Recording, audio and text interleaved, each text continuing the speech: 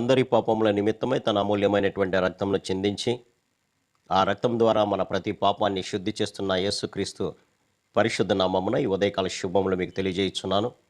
ఇది నా దేవుని యొక్క వాక్య ధ్యానము. నేను దేవుని కృపను నిరర్ధకము చేయను.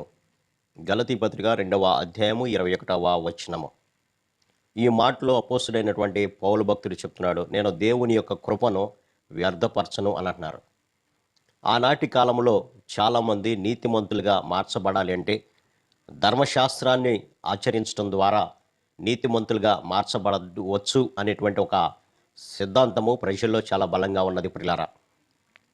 అయితే పౌలు భక్తుడు చెబుతున్నటువంటి మాట, మీరు ధర్మశాస్త్రము క్రియలను నెరవేర్చడం ద్వారా ఎవరో నీతిమంతులుగా మార్చబడరు, కానీ మన కొరకై తన యొక్క రక్తాన్ని చిందించి ఆ రక్తం ద్వారా మనందరినీ కూడా నీతిమంతులుగా మారుస్తున్నటువంటి యేసుక్రీస్తుని విశ్వసించడం ద్వారా మాత్రమే మీరందరూ కూడా నీతిమంతులుగా మార్చబడతారు అని బోధిస్తున్నాడు.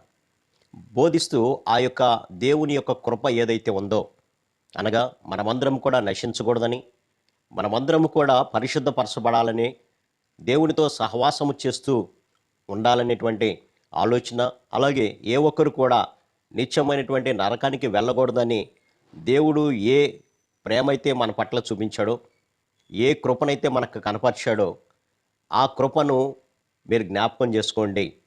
మీరు అనవసరంగా ధర్మశాస్త్ర క్రియలను పాటించాలని వెళ్తున్నారు, కానీ మీరు ధర్మశాస్త్ర క్రియలను పాటించడం ద్వారా నీతిమంతులుగా మార్చబడరు, కానీ మన పట్ల కృప చూపుచు తన యొక్క రక్తాన్ని ఇచ్చినటువంటి యేసుక్రీస్తుని విశ్వసించడం ద్వారా మాత్రమే మనమందరం కూడా నీతిమంతులుగా మార్చబడతాము. కాబట్టి నేను క్రీస్తునందు విశ్వాసం ఉంచుతానే, కానీ మళ్ళీ ధర్మశాస్త్ర క్రియలు చేయటం ద్వారా నేను నీతిమంతులుగా మార్చబడతాను అనేటువంటి మాట నా నోట నుంచి రాదు అని అంటున్నాడు.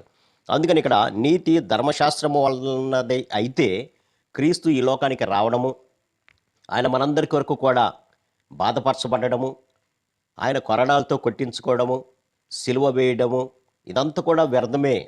కాబట్టి మీరు ధర్మశాస్త్ర క్రియల వల్ల నీతిమంతులుగా మార్చబడరు, దయచేసి నా మాట వినండి అని పౌలు అక్కడ అడుగుతున్నట్లుగా మనం గమనించవచ్చు.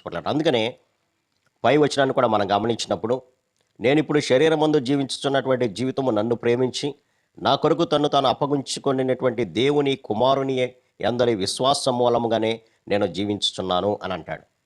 కాబట్టి ధర్మశాస్త్రం వల్లే నీతిమంతులుగా మార్చబడతారని చెప్పి దేవుని యొక్క కృపను నేను నిరర్ధకం చేయను అని అంటున్నాడు. అలాగే ఎఫెసీ పత్రిక కూడా మనం గమనించినప్పుడు 2వ అధ్యాయము 8వ వచనంలో అంటున్నటువంటి మాట, మీరు విశ్వాసము ద్వారా కృపచేతనే రక్షించబడి ఉన్నారు, ఇది మీ వలన కలిగినది కాదు, దేవుని వరమే అది అని అంటాడు. అంతేకాకుండా ఇది క్రియల వలన కలిగినది కాదు కనుక ఎవడు అతిశయింప వీలు లేదు అని అంటాడు. కాబట్టి మీరు ప్రభువునందు విశ్వాసం ఉంచడం ద్వారా, ఆయన మన పట్ల కృప కలిగి ఉండటం ద్వారా, అనగా ఆయన రక్తము చిందించడం ద్వారానే మనము నీతిమంతులుగా మార్చబడుతున్నాం. ఇది దేవుని యొక్క వరమే, కానీ మనం ఏదో మంచి వాళ్ళమని మంచి కార్యాలు చేస్తున్నందువల్లే మనం నీతిమంతులుగా ఉన్నాము అనేది కాదు అని అంటాడు. ఒకవేళ మనం మన క్రియలను బట్టి నీతిమంతులుగా ఉన్నాము అని అనుకుంటే ప్రభు అంటున్నాడు, నీ నీతి మురికి గుడ్డలు లాంటివి, ఎందుకు పనికిరానటువంటివి అని అంటాడు. అందుకని ఇక్కడ చూస్తే అది క్రియల వల్ల కలిగినది కాదు గనక ఎవడను అతిశయించ వీలు లేదు. నేను మంచి పనులు చేస్తున్నాను కాబట్టి నేను నీతిమంతుణ్ణి అని అనుకుంటే అది వ్యర్థత అని అంటాడు ప్రభు. కాబట్టి పౌలు ఏ విధంగా అయితే క్రీస్తు ఈ లోకానికి వచ్చి ఆయన కృప చూపిస్తూ ఆయన వరాన్ని మనకి ఇవ్వడం ద్వారా మనమందరం కూడా రక్షించబడ్డాము, మనము కూడా అలాగే పౌలులాగా విశ్వాసం ఉంచాలి, కానీ మనము మంచి క్రియలు చేయడం ద్వారా నేను నీతిమంతుణ్ణి అని ఎవరు కూడా అనుకోవడానికి వీలు లేదు ప్రియులారా. కాబట్టి ప్రభువునందు విశ్వాసం ఉంచుదాం, ఆయన నీతిని మనం పొందుకొని ఆయన కృపను వ్యర్థం చేయకుండా, ప్రభువా నీ వల్లనే నేను నీతిమంతునిగా మార్చబడ్డాను, మీ రక్తమే మమ్మల్ని శుద్ధి చేసి మీ రక్తమే మమ్మల్ని నీతిమంతులుగా మార్చింది అని ప్రార్థించి ఆయన యొక్క సన్నిధిని చేద్దాం. అట్టి కృపా పరిశుద్ధాత్మ దేవుడు మనందరూ దయచేయను గాక.